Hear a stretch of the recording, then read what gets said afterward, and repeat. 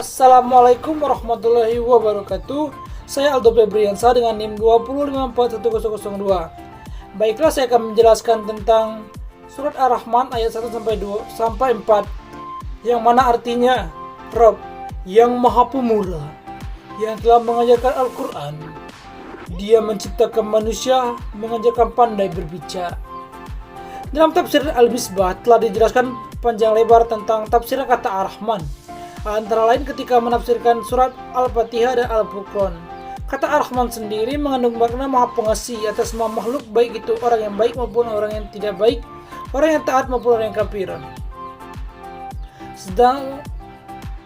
Sedangkan Ar-Rahim yaitu terkhusus atas orang-orang yang beriman. Dalam konteks ayat ini dapat ditambahkan bahwa kaum musyrik Mekah tidak mengenal siapa Ar-Rahman, sebagaimana pengakuan mereka yang direkam dalam Al-Furqan ayat 60. Dimulai surat ini dengan kata tersebut bertujuan juga mengandung rasa ingin tahu mereka dengan harapan akan tergugah dan mengakui nikmat-nikmat dan segera beriman kepada Allah Subhanahu wa taala atas nikmat yang telah Dia berikan tanpa bantahan yang tidak mereka akui.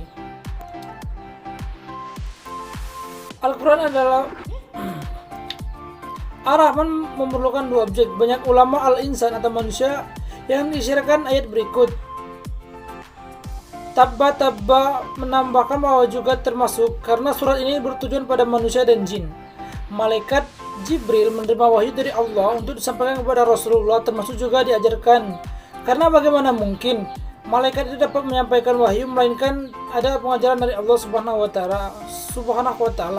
Al-Quran adalah firman Allah yang disampaikan kepada Nabi melalui perantara Jibril dengan lafal dan makna bernilai dengan ibadah bagi yang membacanya, dan salah satu mukjizat Nabi Muhammad sallallahu alaihi wasallam. Di sisi lain, kita tidak perlu menyatakan bahwa pengajaran melalui ilhamnya itu adalah pengajaran bahasa. Ia adalah pencipta fondasi pada diri manusia. Dengan jalannya menjadikan tidak dapat hidup sendiri, atau dengan kata lain menciptakan sebagai makhluk sosial. Itulah yang mendorong manusia untuk saling berhubungan. Ini pada gilirannya melahirkan aneka suara yang disepakati bersama maknanya oleh suatu komunitas. Dan aneka suara itulah yang merupakan bahasa mereka. Memang kata Allama Aide, tetapi dapat dalam arti mengasah potensi yang dimiliki peserta didik, sehingga pada akhirnya potensi itu terasa dan dapat melahirkan aneka pengetahuan. Selanjutnya, berkat dengan kemampuan memahami hal tersebut, manusia mampu berekspresi dan mengajarkannya. Penjelasan ini dijelaskan oleh Sibab dalam M. Quraish volume 13 halaman 493-495. Dalam hal tersebut dapat kita tarik kesimpulan bahwa surat Ar-Rahman mengandung nilai pendidikan di dalamnya, yaitu dikatakan bahwa Al-Quran diturunkan kepada manusia sebagai pengajaran dan mengajarkan manusia pandai berbicara.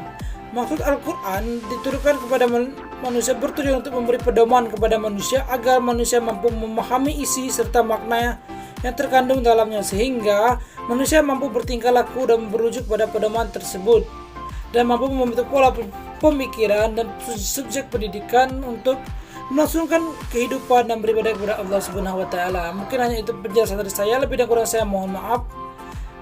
Penjelasan selanjutnya akan disambung oleh rekan saya. Terima kasih. Dapat dalam arti mengasah potensi yang dimiliki peserta didik, sehingga pada akhirnya potensi itu terasa dan dapat melahirkan aneka pengetahuan. Selanjutnya, berkat dengan kemampuan memahami hal tersebut, manusia mampu berekspresi dan mengajarkannya. Penjelasan ini dijelaskan oleh Sibab dalam M. Quraish volume 13 halaman 493-495. Dalam hal tersebut dapat kita tarik kesimpulan bahwa surat Ar-Rahman mengandung nilai pendidikan di dalamnya, yaitu dikatakan bahwa Al-Quran diturunkan kepada manusia sebagai pengajaran dan mengajarkan manusia pandai berbicara.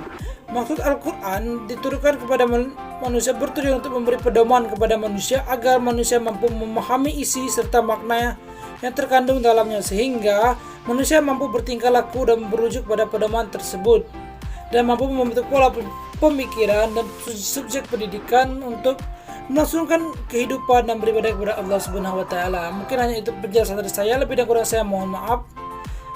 Penjelasan selanjutnya akan disambung oleh rekan saya. Terima kasih.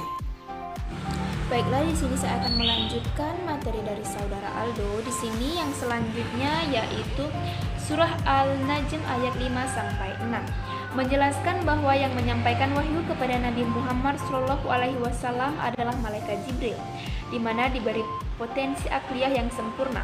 Kemudian Jibril juga menampakkan rupa aslinya dengan bentuk yang sempurna. Dan surah ini juga menjelaskan bahwa subjek pendidikan adalah malaikat Jibril, yang mana punya potensi yang kuat dalam menerima wahyu Allah Subhanahu wa taala untuk disampaikan kepada Nabi Muhammad SAW. Demikian materi dari saya. Lebih dan kurang saya mohon maaf, pada teman saya mohon ampun. Saya tutup wabillahi taufiq wal hidayah. Wassalamualaikum warahmatullahi wabarakatuh.